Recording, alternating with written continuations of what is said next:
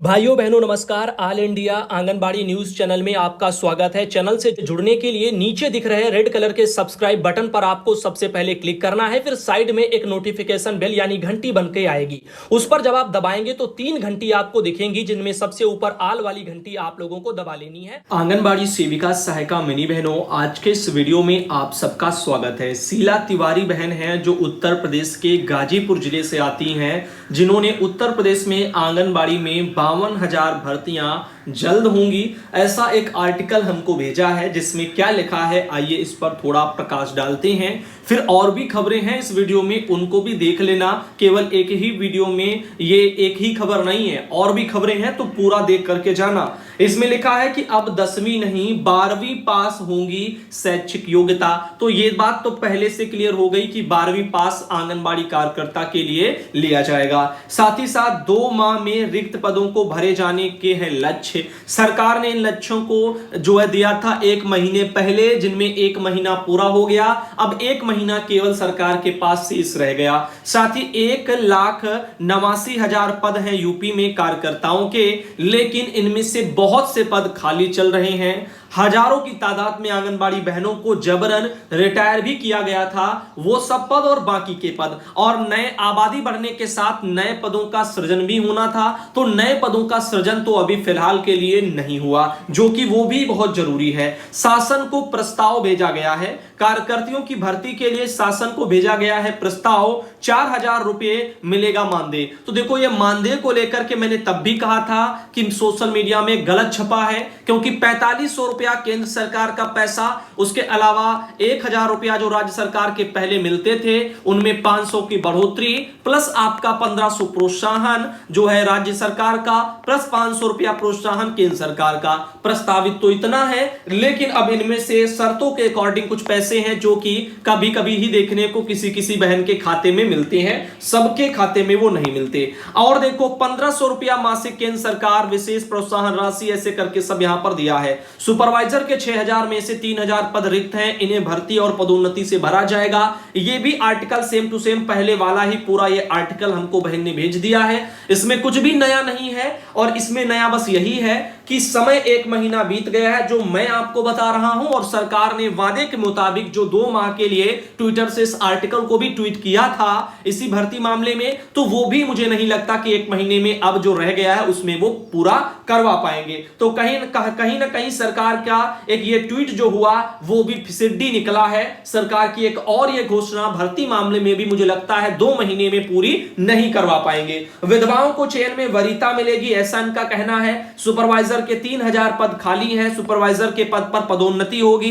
कार्यकर्तियों को नहीं मिलता यात्रा भत्ता, उसके बारे में ये सब बोल रहे हैं। कि बताते चले कि प्रदेश के लगभग 1,37,000 आंगनबाड़ी केंद्रों पर ही कार्यकर्तियां कार्यरत हैं, और 52,000 पदों पर भर्ती होने की वजह से एक एक कार्यकर्ती पर कई केंद्रों से देखभाल की जिम्मेदारी पहले से है। इसकी वजह से केंद्रों का भली भांति संचालन नहीं हो पा रहा है। यही नहीं, इन कार्यकर्तियों को एक केंद्र से दूसरे केंद्र पर आने जाने का कोई यात्रा भत्ता भी नहीं मिलता, तो बिल्कुल नहीं मिलता।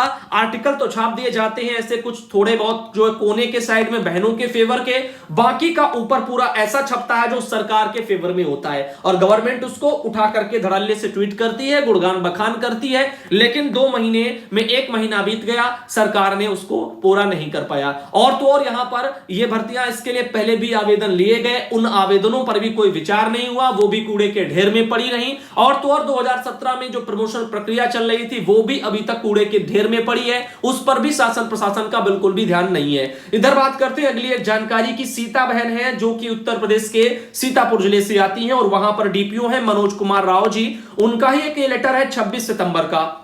तो आइए इस लेटर पर थोड़ा फोकस करते हैं, इसमें क्या जरूरी है जो कि लिखा है। कहा जा रहा है कि अधोहस्ताक्षरी के द्वारा पोषण ट्रैकर ऐप एवं एमपीआर ऑनलाइन फीडिंग की प्रतिदिन समीक्षा की जा रही है, जिसमें विकास परियोजना रेउसा, हरगांव, बेहटा, सिंघौली और परसेंडी, इनके द्वारा पोषण ट्रैकर पर आधार फीडिंग, लाभार्थी वजन, गृह भ्रमण, इनके कार्य न किए जाने के कारण जनपद की प्रगति नहीं हो रही है। उससे जनपद जो है 34वें स्थान पर है। यह स्थिति अत्यंत ही खेदजनक है, और उक्त के क्रम में आपको निर्देशित किया जाता है कि जिन आंगनबाड़ी कार्यकर्तियों के द्वारा उक्त कार्य में रुचि नहीं ली जा रही है, उनकी मीटिंग बुलाकर 5 दिवस में फीडिंग कार्य 100% कराना सुनिश्चित करें। अधोहस्ताक्षरी के संज्ञान में भी आया है कि जनपद के अधिकांश आंगनबाड़ी केंद्र निर्धारित समयावधि में नहीं खोले जा रहे हैं, जिससे विभाग के द्वारा चलाई जा रही योजनाओं से लाभार्थी लाभान्वित नहीं हो पा रहे हैं। यह स्थिति अत्यंत ही खेदजनक है और उक्त के क्रम में आप सभी को निर्देशित किया जाता है कि पोस्टर ट्रैकर ऐप एवं एमपीआर ऑनलाइन फीडिंग की प्रतिदिन समीक्षा परिक्षेत्र व परियोजना स्तर की जाए।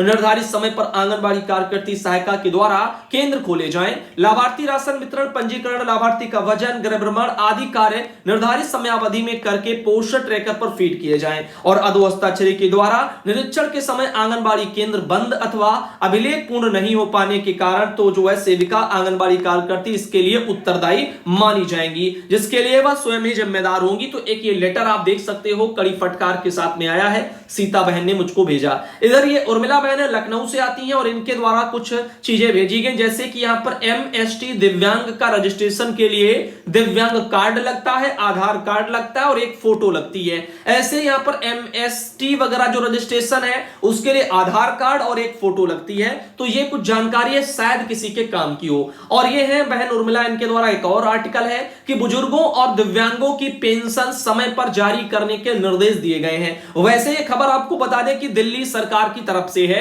तो दिल्ली सरकार के समाज कल्याण मंत्री राजेंद्र पाल गौतम ने मंगलवार को विभाग के वरिष्ठ अधिकारियों के साथ में बैठक करके बुजुर्गों और दिव्यांगों को जारी की जाने वाली दिल्ली में जो पेंशन है उसकी स्थिति की जानकारी ली। उन्होंने अधिकारियों को पेंशन लाभार्थियों की जो है यहां पर सुविधा के लिए समयबद्ध तरीके से उनकी पेंशन जारी करने का निर्देश दिया है। और गौतम ने कहा कि हम दिल्ली के बुजुर्गों और दिव्यांगों को मिलने वाली पेंशन के लिए जल्दी पेंशन कार्ड भी जारी करेंगे। इसके लिए तैयारियां भी की जा रही हैं। तो पेंशन कार्ड भी दिल्ली में बनाए जा रहे हैं, यानी उस पर तैयारियां चल रही हैं, शायद फ्यूचर में देखने को मिले। आंगनबाड़ी केंद्रों पर भी बनेंगे बच्चों के आधार कार्ड। यूपी में आधार कार्ड बनाने को लेकर के उत्तर प्रदेश के कासगंज जिले से एक आर्टिकल कि अब आंगनबाड़ी केंद्रों पर भी यहां पंजीकृत बच्चों के आधार कार्ड बन सकेंगे। पहले चरण में सीडीपीओ कार्यालय से इस व्यवस्था का शुभारंभ किया जाएगा और इस व्यवस्था के शुभारंभ हो जाने के अब से जो है अभिभावकों को अपने बच्चों के आधार कार्ड बनवाने के लिए बैंक या डाकघर के चक्कर लगाने का झंझट खत्म हो जाएगा। जिले में बाल विकास पुष्टार विभाग 7 विकास जो है वहां पर जो क्षेत्र है उनमें 2267 आंगनबाड़ी केंद्र हैं। उनमें जो है 1,73,000 बच्चे पंजीकृत हैं और शासकीय जो योजनाएं हैं उनका लाभ लेने के लिए आधार कार्ड भी जरूरी है और इसीलिए यहां पर यह व्यवस्था अब लागू हो जाएगी। वर्तमान में आधार कार्ड व्यवस्था डाकघर और बैंक इन सब में लागू है। सीमित व्यवस्था के चलते कार्ड बनवाने में मशक्कत करनी पड़ती है और इस व्यवस्था के समाधान के लिए आंगनबाड़ी केंद्रों के आधार बनाने की व्यवस्था अब शुरू कर दी गई है। इससे ज्यादा फायदा होगा, लाभार्थियों को ज्यादा भटकना नहीं पड़ेगा। और तो और यहां पर देखिए सुषमा बहन है कासगंज से, जिनके द्वारा यह आर्टिकल भेजा गया था। ऐसे एक और खबर है, मालती देवी बहन है झांसी से आती हैं और यहां पर आपको बता दें कि खेतों के चारों ओर कटीले तार अगर लगाए तो आपको जेल भी जाना पड़ सकता है। एक ऐसा भी जो है आर्टिकल आया। इसका सरकारी आदेश भी हम पहले आपको दिखा चुके हैं, जो भी सुसंगत धाराएं हैं वो भी हम वहां पर डिस्कस कर चुके थे, बता चुके हैं आप लोगों को। तो आप लोग ऐसा करें, यदि कटीले तार हैं तो उनको हटा सकते हैं। और क्योंकि यहां पर इसके शासन से कड़े निर्देश हैं, सख्त जो है निर्देश आए हैं, प्रदेश सरकार ने दिए हैं निर्देश, रस्सी का कर सकेंगे आप इस्तेमाल, लेकिन कटीले तारों का नहीं, चाहे वो ब्लेड वाले हो चाहे वो आपके तार टाइप के आते हैं वो वाले हो। यदि खेत के चारों तरफ आपने कटीले तार लगाए हैं तो आपको जेल जाना पड़ सकता है। ऐसे ही एक आर्टिकल ये लखनऊ में प्रकाशित किया गया है और कहा गया है कि किसान इसके लिए विकल्प के तौर पर क्या करें, रस्सी का प्रयोग करें। लेकिन आप बताओ, रस्सी से जो है मवेशी नहीं रुकेंगे, फसल को बर्बाद तो जरूरी करेंगे, क्योंकि रस्सियों में उतना दम नहीं है कि वो जानवरों को रोक पाए। कटीले तार भी नहीं रोक पाते, तब भी निकल करके वो जाते हैं, क्योंकि भूख ऐसी चीज ही होती है। बाकी आप लोगों का क्या जो है कहना है? हमारी तो सलाह यही कि गवर्नमेंट अगर गौशाला पर इतना पैसा खर्च कर रही है तो भाई मवेशी चुट्टा घूमी क्यों रहे हैं? सख्त कार्रवाई तो उन पर हो जो जिम्मेदार वहां का जो है पैसा भी डकार रहे हैं गौशाला के नाम पर, और उसके अलावा वहां पर ना तो सुविधा गायों को मिल रही है, ना ही जो है और बेचारे किसान भी इसके लिए परेशान हो रहे हैं। इधर कटीले तार लगाएं तो प्रशासन के जो है चंगुल में फंस करके जेल जाएं, उधर जो है मलाई वो चाटे। तो कहीं ना कहीं जो सरकार के रहनुमा हैं वही यहां पर मलाई चाट रहे हैं, और उसके अलावा जो आम जनता है या किसान है वो चारों तरफ से बेचारा जो है परेशानी हो रहा है। तो पहले गौशालाओं का निरीक्षण हो, वो भी ढंग से हो। अब करने वाले निरीक्षण ही जो अगर भ्रष्ट होंगे तो कैसे निरीक्षण ढंग से हो पाएगा? हाँ, निरीक्षण होते हैं अचानक होते हैं, औचक निरीक्षण होते हैं, ना कि पहले से शासन प्रस्तावित करता कि फला फला निरीक्षण लगेंगे इतने इतने दिन के और गौशालाओं का भ्रमण होगा। उस टाइम पर भैया काट करके हरा हरा चारा पशुओं के लिए वहां पाला जाता है, जिन अधिकारी विजिट करते हैं, उसके बाद फोटो ले ली जाती है, वो भी चले गए अपने घर, वो भी चले गए अपने घर, ऐसे सिस्टम चल रहा है। फिर क्या हुआ, मवेशी बेचारे अपने गौशाला से बाहर आकर के इधर उधर घूम रहे हैं।